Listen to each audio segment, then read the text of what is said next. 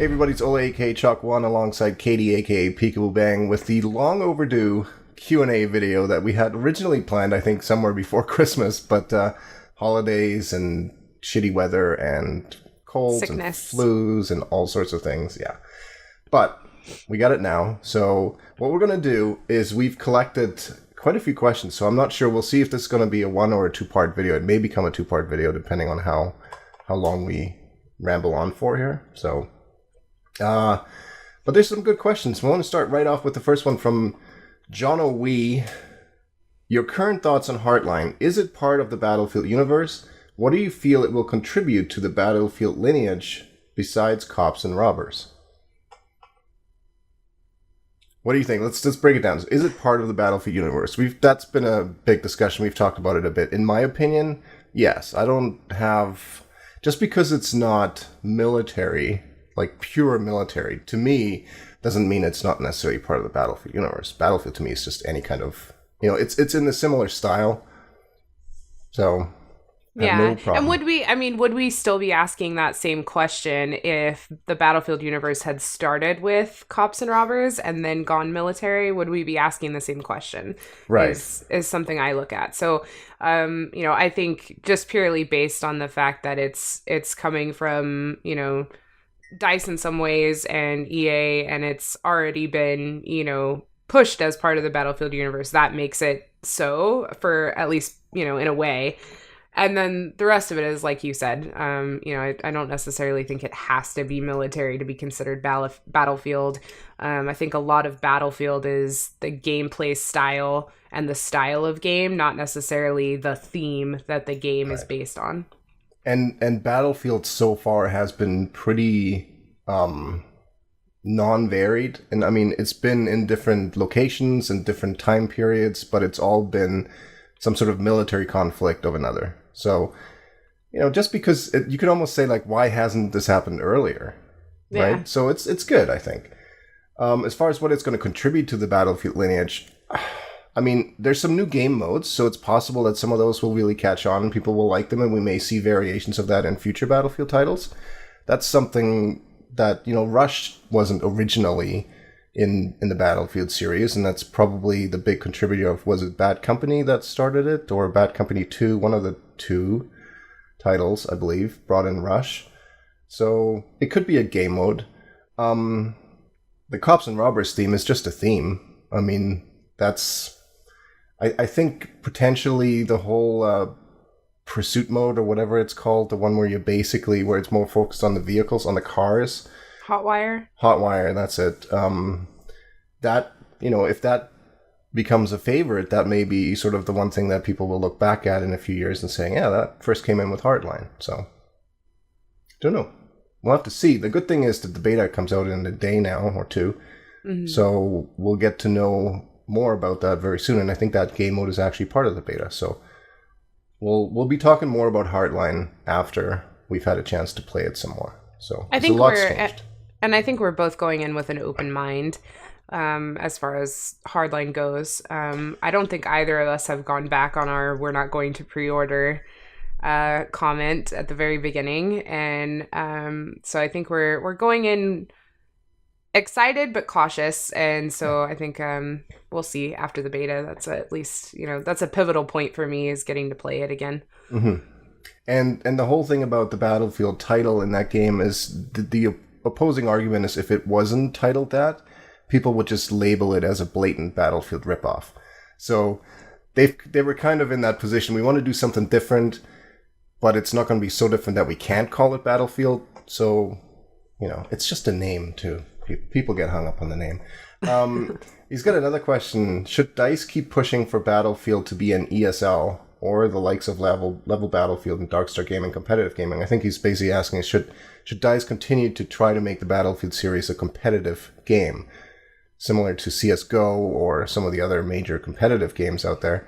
And you probably have stronger opinions on this than I do, because you have more of a background in competitive gaming. Well, yeah, and it's it's heavily game dependent on whether or not it's going to have a real place or home in the competitive scene. And I think Counter-Strike for so many years was really just one of the games that just dominated that scene because it was a game that bred that type of gameplay. Hmm. And funnily enough, though, we had Battlefield tournaments. Granted, they were BYOC tournaments. They were basically, run and operated by the players themselves, Yeah. which I thought was always like the great thing about the community back then. I was more into, Counter-Strike and Day of Defeat and things of that nature. But the Battlefield community being able to come together and create their own tournament in our BYOC was always something really interesting to me. They were already competitive and in this scene amongst themselves. They didn't need anyone like the CPL or ESL or Cal to say, okay, you can be competitive or you can have this, tournament style gameplay within your game. They just did it. It's more natural too. Like my thing with Battlefield is such a large game with such a, I don't know, Counter-Strike is very focused towards competitive stuff. Like it really fits well. It comes naturally. And gunplay. It's very, Right. it's all like tactics, And, gunplay. and that's what it is though. So a lot of times if you're not into that, there's not much that Counter-Strike offers to you. You know what I mean? Yeah. So you almost have to have that mindset. With Battlefield, you don't have to be a competitive player at all. You can be as casual as can be and still enjoy the game. So a lot of times I feel like when they've been trying to make Battlefield a competitive game, that they're forcing it a little bit. Exactly. And they're trying to force it into somewhere where it doesn't really fit.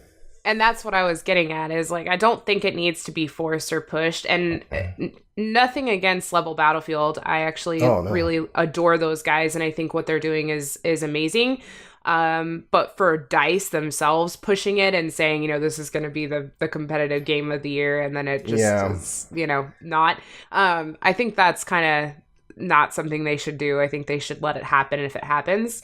Because, look at Counter-Strike Go. It wasn't even really popular when it came out, and it didn't get popular until recently, and only now is it really one of the most popular, I think like the second most popular game of that style now. But it's been out for a while. It's not just coming out. It's not something that's totally new, and Counter-Strike has been around forever. Right. And I think really from a developer point of view, the only thing they should be doing is try to provide some of the tools that help, which they try to do with spectator mode. So that makes it easier for, the competitive watching aspect of it. But Battlefield, the game itself, we've had struggles with tick rates and all that kind of stuff. And the spectator mode is not accurate. Don't get me started on the tick rates. No, I know. Well, we recorded something, and I was shooting at something, and you recorded it in spectator, and I wasn't aiming at what I was actually aiming at, so it's not as accurate. Off. Yeah, and that kind of breaks it, right? If your viewpoint for spectators isn't the same as your competitor's viewpoint, it doesn't translate well. So I don't think they should make it a focus. Like you said, if it happens, great.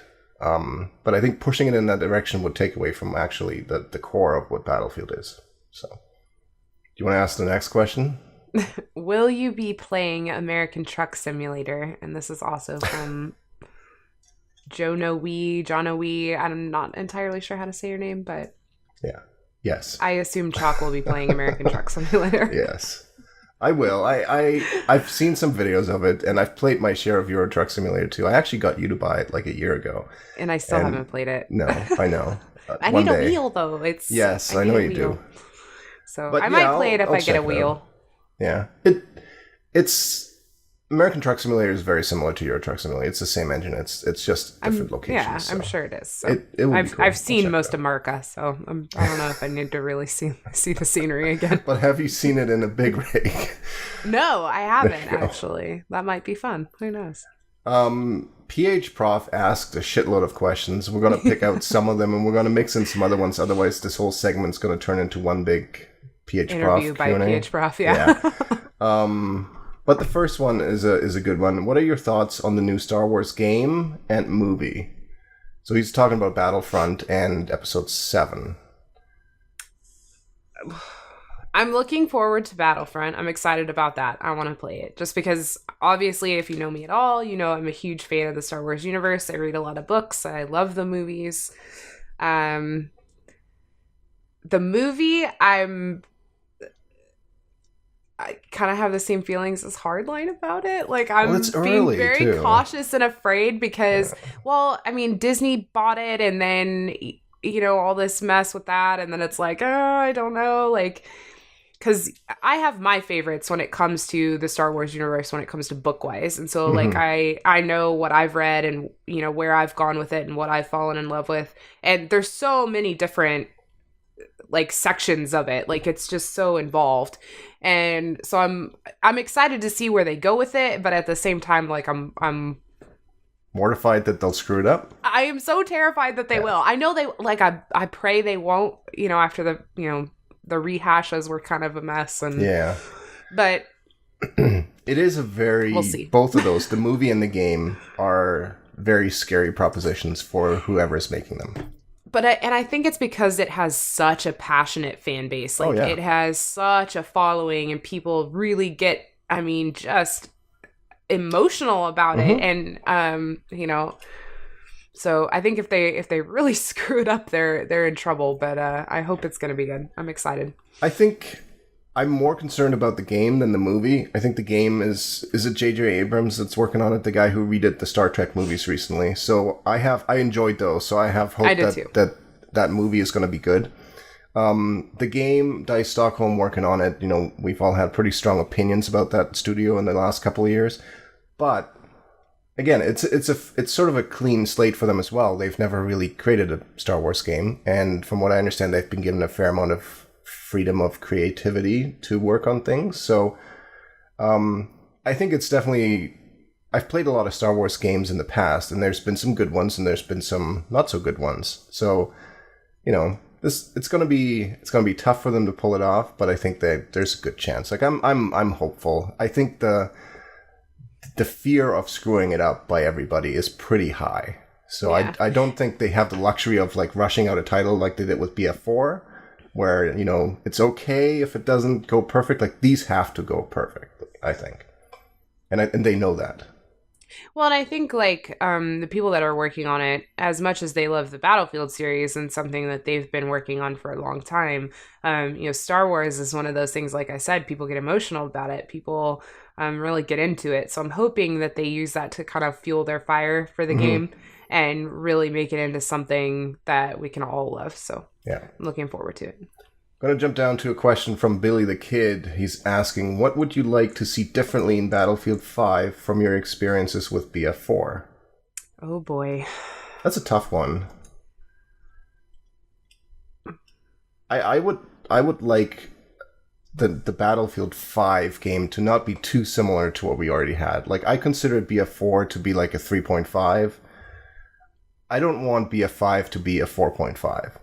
Yeah. I would like, I don't know what it is. I don't, you know, there's been talk about Bad Company 3 or 2143. I don't know if it's going to be either one of those. I honestly don't know if they can make a BF5 title that is all that different from 3 and 4, because you can't really go into the future, because that's 2143. You can't call that Battlefield 5. You can't do the humorous stuff that's Bad Company 3. So, I guess the obvious answer is I would like it to not have the launch issues that BF4 had. I would like the vehicle combat to go back to the way it was in BF3. I had a lot more fun with vehicles and helicopters in BF3 than I did in BF4. That's probably if I had to single out one thing, I'd like to enjoy that more. Again, yeah. Because BF4, you're right, it is, the vehicle play is pretty terrible. I just have no motivation to even try. Like, yeah. I really don't. I mean, I'll try to fly. I'm looking forward to, in the CTE, they're going to be trying out a new control method for helicopters. So you can go back to being able to barrel roll the chopper and to turn it all the way upside down without crashing it. Like, currently, if you turn it, 80 degrees sideways, you're going to pancake on the ground. So they're changing that, which too little too late in my opinion, but it's the right direction. I hope. Yeah. So for me, I'd really like to be nostalgic and get the, the original feeling from Battlefield back. Even go back in time, because I am so sick of the advanced warfare, the modern warfare, the modern soldier. I think it's so overdone. It's done by so many titles. We've seen enough of it. And like you just said, we can't go too far more into the future. We're getting into 2143. So like remastering what Battlefield is all about for me would be fantastic. I would have a lot of fun with that. And just pull in a lot of elements that, we fell in love with in Battlefield 3, like you were saying, the vehicle play, and, the original sense of the game. I would really enjoy that. That's something I'd really like to see. I don't know if they'll do that. I don't know if, they'll want to go backwards. It's hard because the modern stuff sells well. I mean, Call of Duty's there, and so it's always especially for the younger audiences. Yeah. For me, actually, when you talk about going back, I played Battlefield Vietnam only very briefly, but it had some pretty damn cool aspects to it, like helicopters and playing the actual music from the helicopter speakers, that kind of stuff. I'd love to get that kind of feeling in the next Battlefield 5. But we'll see. I don't even know when they might be thinking about that. Like, it could honestly be like 4 years down the road. Like, if they said Battlefield 5 won't be until 2018, I would say, yeah, I can see how that would be, because there's Battlefront, and then maybe a 2143, because that ties into Battlefront, maybe a Bad Company 3. It's really too early to tell. I think we have to go back to PH Prof just because of the amount of questions. Yeah. You want to read the second one actually kind of relates to that. What theme would you like to see in a new Battlefield title? So we kind of just answered that one. As well. Yeah, we kind of covered that. I'll take the next question. Okay. So PH Prof again. State your definition of competitive when it comes to games. And we'll also take the next question here too. Is it necessary for a game to be competitive to be good? So two-parter, and I'll start it off. Competitive for me obviously has ties into actual tournament play and competition when it comes to, stats and placing and that kind of thing. But also, I was a swimmer, most of my younger years. And so for me, competitive, it wasn't so much against another team or against other swimmers. It was more against myself, and more against the clock. So having to beat myself. Right, and beat my time from before. Dropping seconds on a time is huge when you're swimming against the clock. So to me, that brings a whole nother level of competitive. So I think in my mind, for competition or competitive in games is not only do I have something pushing me on my own and, pushing me mentally and emotionally within the game, but also against other players. So, I think that's where I get it from. That's how I view competition in that way. Like, I want to be on the leaderboard. I want to be at the top of the other players, but I also want to do better than I did the last game. Right. So see your own progression and your own improvements over time, kind of thing. Yeah. And yeah, that's a good definition. I don't think I can really add too much to that other than there's hardly games out there these days that are multiplayer focused that aren't trying to be competitive in some way. They all have stats. They all have leaderboards of some sort. I don't think Battlefield's a competitive game because there's too much going on. I can't look at my stats and put them right beside your stats and say who's better. Because what are you going to do? You're going to look, they try that skill. You're going to think you're better. But I'm just saying it's not as clear cut because what number would you look at? There's so many you can, you're clearly better at vehicles and flying, and I just don't, I'm... Right. So that just because you have less vehicle score doesn't mean you're worse at it. It just, maybe you just don't use them as much. That skill number is supposed to be like the one encompassing number. But it doesn't, I don't understand it. It doesn't really make sense to me. That's why Counter-Strike works so well, because you look at, one number, basically, maybe two. There are no support points. There are no vehicle points. It's your kill death. You kill, you do well, you die, you're literally done for the round. So it's simple. It's very easy to compare your stats to somebody else's and to track yours over time. So is it necessary for a game to be competitive to be good? No, absolutely not. Because I think that... I disagree with it. I think it has to be competitive in some sense to be good. What about because Mass even Effect, when though? we played, Like, if you're talking about... you're still competing, though. You're competing against the game. Like, there has to be some Well, level of competition in order for a game to be good. Like, if there is let's assume that absolutely there's no point always to me some playing this competition. game, it's, Let's assume there's always some competition. The game's not going to let you fail and be like, well, that sucked, Well, but if you're carry saying on. competitive in the sense of tournament play and you know, competitive gaming, then no, I don't think it needs to be. Because I enjoyed the crap out of Tomb Raider, and that wouldn't be something, you know, we didn't even touch the multiplayer. Right. So in a broad sense, a game doesn't have to be competitive. But obviously, if it's trying to be a competitive game, then yeah, it kind of needs to. It has to be. It just has something there, yeah. But I can enjoy. It depends on the type of game. It really does. Like, I don't look at my Battlefield 4 stats very much at all, and I still think the game is a good game, no matter how competitive you think it is. It's obviously more competitive for some people than for others. Guilty. Well, but also even like the quote unquote professional players that take part in, you know, level Battlefield and those kind of events. Obviously, they pay a lot more attention to those stats, so they're there. But I guarantee you, there's a large amount of players that don't look at them at all. And we've talked about this before when it came to how a lot of people were expecting things from Battlefield and didn't get them and were very upset. And there's a large group of people who are playing on consoles or on PC and playing more casually and just like, you know what, it's fine for me. I'm having fun with it. I play it for an hour after work every day and I'm good.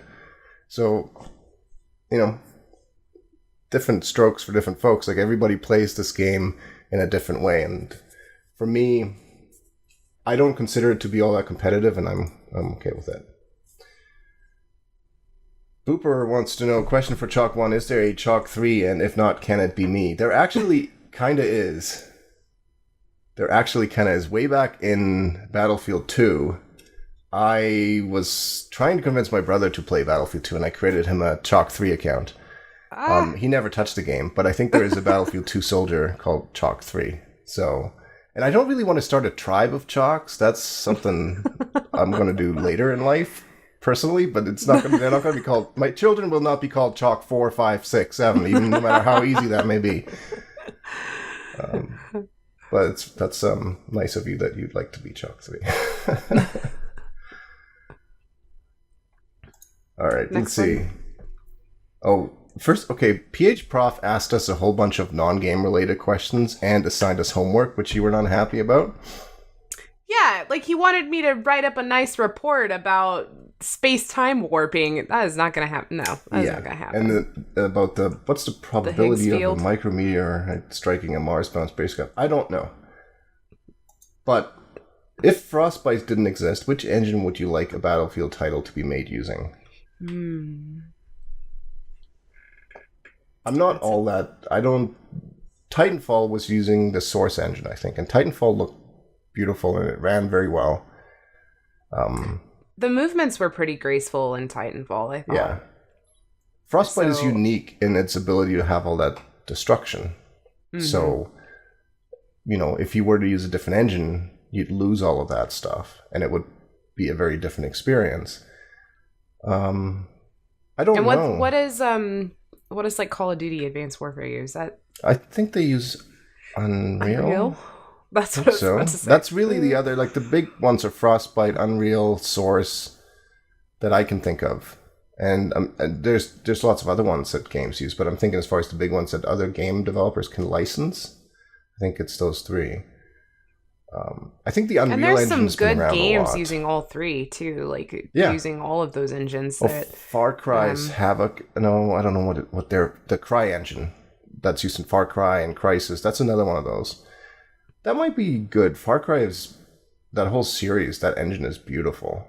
But again, you lose some of those things that have been built into Frostbite with the specific purpose of being used in games like Battlefield. So, I don't know. You know what? Frostbite's going to keep improving as time goes on, as they work on it. I think Frostbite itself is a solid engine for what it's being used for. So much of it depends on. So, very technical questions. Next one kind of relates. Would you play another Titanfall title? We both played it. We both played I Titanfall. would, but not. I would not. I didn't get into Titanfall like most people did. Like I played it. We had fun with it. I had fun. I enjoyed it. So yeah, I would play another Titanfall title, but I wouldn't get into it like I probably do wouldn't other buy games. it on day one like I did with this Titanfall. There was a bit of peer pressure involved because we were in TeamSpeak, and for some reason, all of a sudden, everybody's downloading Titanfall. And I'm like, what? You're all getting Titanfall? Oh, Yeah. Download Titanfall. It was Everybody- enjoyable. Yeah, it was peer pressure. It was like the Yeah. entire gang Yeah. was getting Titanfall, and it was It's like, I want to "Whoa." experience the 40 gigabyte I don't wanna audio be file left out. download. Yes, yeah. It was good. I would play another one. I don't think I would. think it was exactly what we thought it was going to be for us. It was fun for the 20 hours or so that I played. It was a nice distraction from from other messes. So. From other messes, yeah. Well, the timing was good as well because it was sort of in the heyday of Battlefield 4's problems. So the timing was good for them to come out with that. See, do you want to head down and grab some of Andrew Jones's questions? Andrew Jones. You guys asked a lot of questions, by the way, not just one or two. There's a quite bunch a few. of multiples. There's a whole lot. Down Alrighty. there. So Andrew Jones asks, do you still play Battlefield 3? As I am enjoying it way more than 4 on PC. Yes, I still play Battlefield 3. Still have it installed. Haven't ever uninstalled it, although it keeps randomly trying to update on me when no one else is. You keep getting secret Battlefield 3 features. is This is updating. what's happening. I have Ghost Battlefield 3. It's haunted. But yes, I still play Battlefield 3. I love it. I still have Battlefield 3 installed as well, and I played occasionally. I think the only time I usually play it is when you're playing it. But your clan plays Battlefield 3 pretty regularly, and whenever I've joined you guys playing that, it's been a lot of fun. So, yeah, keep it around. There's a good chance that if Heartline is going to become a game I intend to play a lot, there's a good chance I'll get rid of Battlefield 4, keep Battlefield 3, and play Heartline. I feel like I may uninstall BF4 before I uninstall BF3. I feel very much the same way. Yeah. There's just some things about BF3 that are still a lot of fun. So. Yes, absolutely. And I still have quite a few friends that that play BF3. So I like to hang out with them and play with them, and that's where their server is, and that's the game they play. So yeah. And it still I'm runs enjoying well. it. It's still, the servers are still full. There's still a lot of action happening. It's not, it's Battlefield 4 did not tempt as many people away from BF3 as they may have wanted them to. So, sorry, go ahead. It's funny actually how I'm thinking back to a lot of those guys that I play BF3 with still, and how many of them just said nope to BF4 and didn't even try it. And they're glad they did. And they skipped that whole bullet. And it's like, oh, well, shit. Why?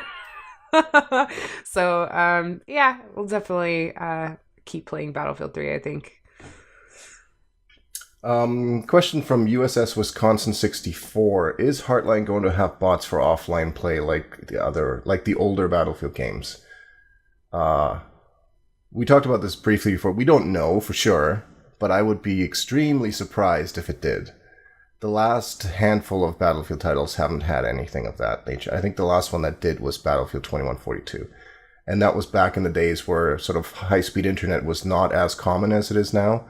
So there was still a lot of people who couldn't play well, online. So I think part of the reason that single-player bots ever were brought into those games was to give those people an amalgamation of that experience. Like, it wasn't going to be the same, but it was an attempt to give them that. It was still an AI, feeling. and it was still, and like we talked about, I mean, the internet back then was not what it is now, and the accessibility to the number of people playing online back then it was not the same. So I think those bots were there merely as a placeholder until you could get to a LAN. Yeah, exactly. and really play against other people. So the fun thing about those bots was they were usually named after developers. Yeah. So yeah, I don't think they will be. I don't see that happening. So PH Prof asked another one, and it is, what is the newest trend in gaming for you? Good. The newest trend. That's a really good question. I'm not sure if there is really a trend now. I mean, I think a lot of the integration with online stuff seems to be like website stuff. I'm thinking Battlelog kind of thing. That seems to be a bit of a trend. Call of Duty did something similar with mobile integration. That maybe that's it. Maybe it's mobile thing where they all want you to be able to like integrate into your game. Assassin's Creed did it. Call of Duty's done it. Yeah, they don't want you to stop playing. Right. They want you to, even if you're to stay mentally in it. Yeah. And Heartline's going to have a commander mode of some sort, so I would imagine they'll have a mobile, app for that as well, because I think that was fairly successful in Battlefield 4. That's definitely a trend, because they do want to take advantage of the time that you spend away from your computer or your console, but are still spending on your iPad or tablet or phone. Other than that, there hasn't really been...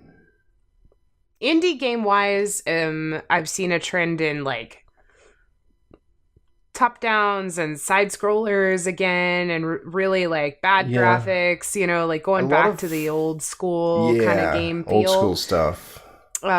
Which is kind of big that I've seen indie wise. And I don't know if that's because it's kind of cool. It is really cool. I don't know if that's because it's easier technically for them to do them, but I think there is a real trend in that 8-bit stuff, and also just some of the art styles. Like if you're thinking about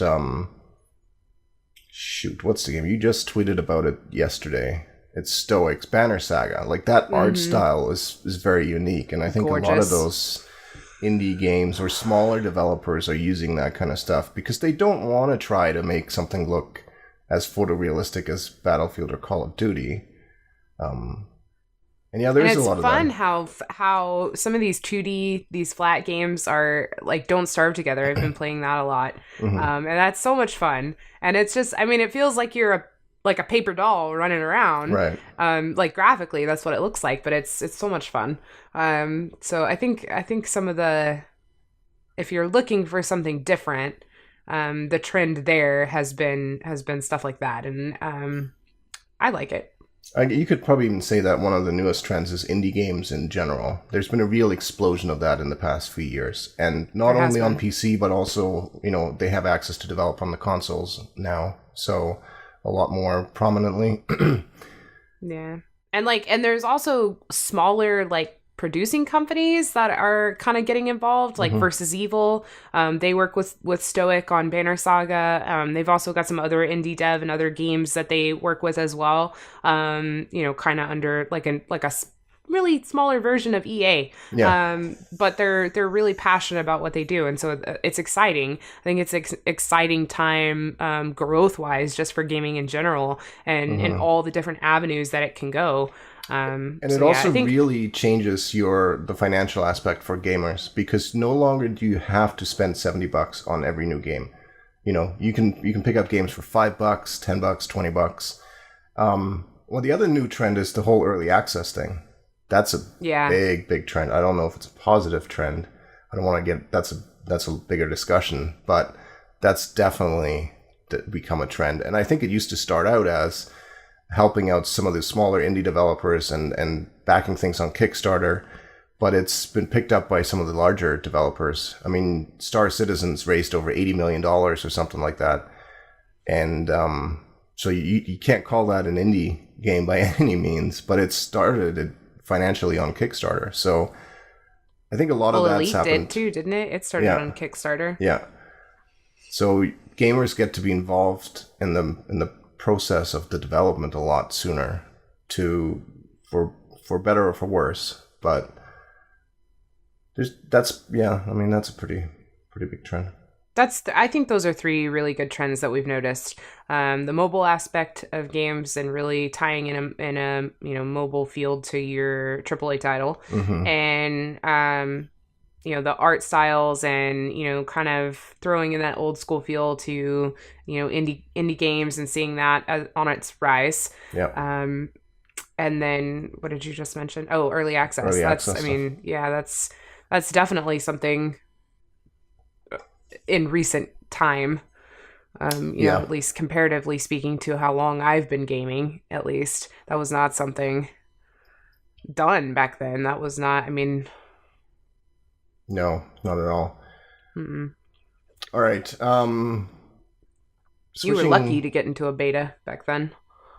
Well, yeah, you had to be somebody that worked for a review site or a magazine or something. Now, a lot of times you can either buy into a beta or an alpha, or you get it by backing on Kickstarter and stuff like that. So yeah, it's a lot more open in that way. JD Ha BZ, it's got a long question. First off, let me say you all did a hell of a job this year keeping those of us who faithfully stuck around entertained. I enjoyed every video. Thank you. Question time. What made you decide to try out Battlefield? He personally first started playing on Bad Company 2, like a lot of people did. Says he was one of those COD fanboys that just refused to play anything else, but COD had gotten old for me. It was repetitive and just wasn't realistic, if you will. Hopped on Bad Company 2 and boom, been playing Battlefield ever since.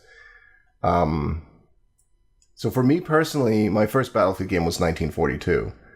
For me as well. And I believe what drew me to it originally, I think at that time I was playing a lot of Day of Defeat, so it was a same time period, similar type of game, but the biggest difference was the size of the maps and the fact that you could so easily just get into a vehicle. The feeling of when you're so used to playing games at that time where all you did was run around. Some games couldn't even jump, let alone move your mouse. Like sometimes you were just aiming ahead and that's where you were aiming. There was no aiming up top or, any of that stuff. And then to have a game where you could walk up to a World War II fighter, push a button, and all of a sudden you were playing a flight simulator. A simple one, granted, but that idea was mind-blowing. It was probably... Honestly, it was probably one of the biggest evolutions in game development at that time, is that no longer were you just playing one type of game. It was multiple types of games mixed together. And it was done well. So that's how I got into Battlefield.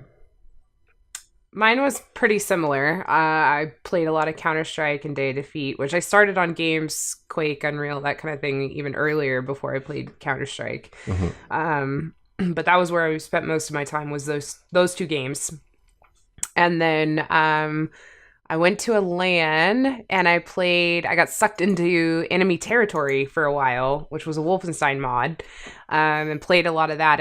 And for me, it was the same feeling of probably when you first met Battlefield. It was like, oh, huge maps and vehicles and, flying and oh my squads and like all sorts of just awesomeness.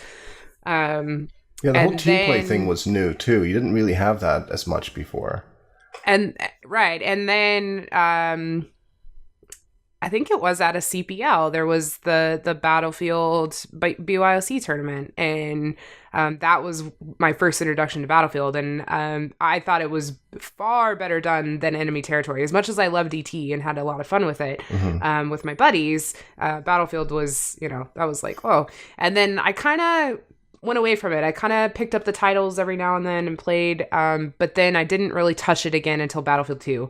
I really got back into Battlefield in Battlefield 2 and had a lot of fun, a lot of gameplay and time spent in Battlefield 2. So I kind of like met it, fell in love, and then I was like, I'm in other things, and then got sucked into WoW, and then, it was like a whole crack situation there. and then Battlefield 2 came out, and it was it was beautiful, and that was when I fell back in love with it and kind of stuck around ever since. So. Yeah.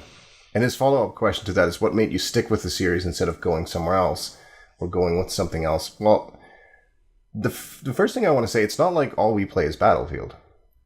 I personally, I know you do as well, play lots of other games, whether they're indie games, racing games, completely different genres of games. So, I don't know. Battlefield as a series, I mean, for one, it is a series. You've had new games every once in a while, so it's easy to stick with it in that sense, because new Battlefield game comes out, you're most likely going to give it a try. I don't know, it's been as a series, probably the only other one that's been as consistent as Call of Duty. As far as, coming out with releases all the time, if you're not counting sports games or something. Some people will say, like, I've been playing Madden for the last 20 years. It's like, well, yeah, it's because they have a new one every year. Yeah. I couldn't do a Madden podcast. Oh, God. What would you even talk about? How much I hate John Madden. Well, that's the other thing. Battlefield was, when I started the podcast, Battlefield is one of those games that's pretty easy to talk about because there is so much to do. I couldn't do a Call of Duty podcast unless you bring in some sort of esports angle or whatever, but you know, there's And a I think reason there's a that there's lot of those. so many people talking about Battlefield, whether it's YouTubers doing video, and it's such a varied game. There's no shortage of stuff to bitch about or discuss. And aside from the fact that we love it, I mean, obviously we love the game, and quite a few of them, and we enjoy it. You know, you started it just based on the fact that you would always spend time after the game talking about it, and then, Right. you know, here I am now. Well, and Just when I started Showed up it, one this day was- and never left. it was before YouTube, really. So the way that people were talking about games was in forums and on websites, and just kind of grew into that. And it's, I don't know, it's been somewhat of a constant. That doesn't mean that I'm always going to be playing Battlefield. You know, if Heartline is absolutely horrible, there is a very good chance that I won't be playing very much Battlefield until... And I did work with, you know, like casting Counter-Strike, and worked with games in that manner, and Mhm. I enjoyed that. But really, honestly, when it comes to Counter-Strike, I've done Counter-Strike to death. I've done every Right. aspect of that game, and there's really, other than when it's being played and, you know, drama amongst the players, which I really don't want to get into because I dealt enough of that as an admin. There's not that much to talk about. I mean, there is game-wise, and, you know, it has its own quirks and issues, just like every other game, as far as Counter-Strike itself goes. But I could not do a podcast on it. And most podcasts or shows about Counter-Strike focus on the competitive angle. Like, they'll talk about the latest happenings on the teams and who won what tournament, and, you know, because that's ever-changing. The game itself really doesn't change very much at all. In fact, Counter-Strike's been pretty steadily, at its core, been the same game. You play Counter-Strike Go now, it's not all that different from Counter-Strike the mod, you know? So, I'm sure some people may disagree with me on that one, but... And we do other stuff on the channel too, like Real Steel, and I mean, you put your Let's Plays up. We've played other stuff. Oh yeah. And we like to, so we're kind of expanding. Well, we're gamers, right? Yeah. In general, so whatever games are fun. PH Prof asks, what is more important, good gameplay or nice graphics? Gameplay. I agree. I'm not even going to hesitate. Gameplay. The Said that graphics could be earlier. horrible, and I would be all about, it's got to be about the gameplay. I mean, and once again, comparing Counter-Strike, Day Defeat, the graphics were not that pretty. They're I not mean, now either. They're dated by comparison, right? Yeah. And even when Source came out, though, I mean, they were kind of, it was like, oh, okay, this is kind of new and special, but it wasn't as gorgeous as other games back then. No. You know, graphically, they were pretty simple, honestly. So Like, it's like, and they lasted forever, and they were good games. So in my opinion, an ugly looking game with good gameplay, like a not AAA graphic game, will always be saved by good gameplay. and I'm gonna bring in a little bit of Ron White here. You can't fix stupid. There you go. You can make something with good gameplay have better graphics, but you can't take a pretty game with, and we've seen this clearly, you can't take a pretty game with shit gameplay and go back and fix it. That's not how it works. It's Good so, gameplay you know, is always going to make you look past the graphics. You know, you're never going to play a game that is absolutely awful to play, but say like, but it looks really good, so I enjoy it. Like, no, that just doesn't happen. So, all right, let's pick somebody new. I want to talk about something that's not. I think this is going to be the last question for this video, and I don't even know if we're halfway through, but we'll call it can an we end take a after this break one. and then we Yeah. okay. So, switching away a little bit from gaming, perhaps. This is sort of a bit of a review. Savram asked, and I'm going to combine these two questions into one. What's your biggest accomplishments in 2014, something that you're proud of, and the most enjoyable game in 2014, 2142, I was going to say. What's the most enjoyable game played in 2042? Oh, did you go first? Me? Yeah. Oh, okay. So biggest accomplishments in 2014, something I'm most proud of. I think Real Steel is my proudest moment thus far well, two things. Real Steel is the top one. Proudest moment thus far because that was really a brainchild and kind of my baby. And I really wanted to, do it well. And I have more plans for it, and I want to keep going with it and really make them better. I've already got a list of tweaks for the next one, so I'm excited. It was kind of an experiment, and I have to say you guys responded really well to it, better than I thought you were going to. I was really nervous about it, so I just have to thank all of our viewers and friends for the support there, because I had a lot of fun with it and gonna keep doing it. And the other one was I have edited stuff now and helped with the podcast other than making Ola do all the work. So I have learned Audition and Premiere kind of, so I'm baby steps, but I'm excited that I can do stuff on my own now and create content just by myself for you guys. So that was a learning experience. So thank you for helping me with that. You're welcome. Most enjoyable games in 2014, games I've played. Oh, we've played a lot of stuff this year. Yeah. Thinking back. Tomb Raider was this year, and I had a lot of fun. We had a lot of fun with that, even though it didn't come out this year. No, but we played it earlier in 2014, like in the summer or so. Yeah, but it didn't come out in 2014. No. It came out, It was 2013. But had a lot of fun playing that. Which is funny because we played it, we made our own co-op. Like, we played the single-player campaign together, and we basically would say, like, we did this part, and we looked for these things, and we basically waited for one another before we moved on to, like, the next cutscene. So, but yeah, that I was going to say that as well. I think as far as pure enjoyment of a game, didn't really rage at it. I think there were maybe one or two moments where something was frustrating, but for the most part, that was a really enjoyable game. We did the same thing with Dishonored. Yeah. I really enjoyed Dishonored. I was waiting. I wanted to play that game the minute it came out, but I just did not. Back then, I had did not a few have the more money. rage moments in that game, though, as did you. Yes, yeah. Well, yeah. Well, when you're trying to be stealthy, sometimes it just doesn't work. Yeah. The game does not let you. No, there were a couple of tough moments, but... Yeah, and then Unturned. I think Unturned we got a lot of hours of enjoyment, even just out of amongst us two, like with T and Scanner and that whole, when we just plowed through about 30 zombies that Scanner had kited into the road. And that's a great example of one of those indie games. It was developed by one person. It was it was a free-to-play game. Like it was 16. $5 if you wanted to, and it was a lot of fun. And it's so fun, and he keeps supporting it and coming out with more stuff, and I still like to go back and play it. So yeah, I think we're still waiting for version 3. I think I don't think that's come out yet. But that was Unturned was a big one for me. That was a good one. Biggest accomplishments for me personally in 2014 is a bit of a tough one. It's not really gaming related in any sense, but I moved and I got out of a career that I'd been in. Well, not a career, but I got out of a job that I'd been in for 10 years. And while it was a good job, it was just kind of stagnant. I was just like, okay, look, more and more gray hair keeps showing up on here and I have nothing to show for it. So, and that was a bit of a scary proposition. It's not, you get very comfortable. If you've been in a job for 10 years and you can pretty much, I played video games from work, guys. Like, I would sit there, I'd have my office door closed and I would play DayZ.